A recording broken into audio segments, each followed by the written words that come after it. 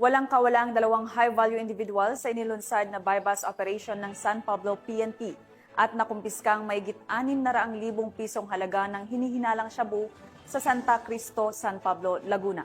Ang balitang ito ay hatid ni Patrolwoman Priscel May Urbano.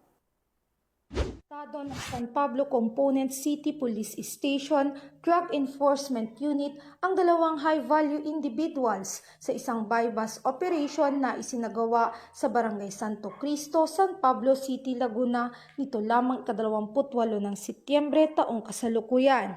Kinilala ang mga suspect bilang sina alias Vincent, 47 taong gulang at alias White, 60 taong gulang, pawang mga residente sa lungsod ng Laguna.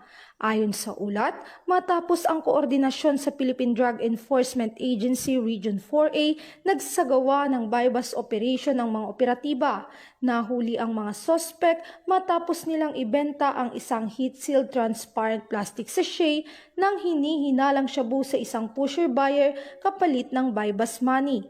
Na-recover mula sa mga suspect ang 5 peraso ng heat-sealed transparent plastic sachet ng hinihinalang shabu na may tinatayang bigat na 100 gramo na may halagang 680,000 pesos base sa standard drug price, pati na rin ang buy-bust money at iba pang monetary bills. Samantala, kasalukuyang inihahanda ng mga otoridad ang kaukulang kasong paglabag sa RA 9165 o ang Comprehensive Dangerous Drugs Act of 2002 laban sa mga nadakip na sospek.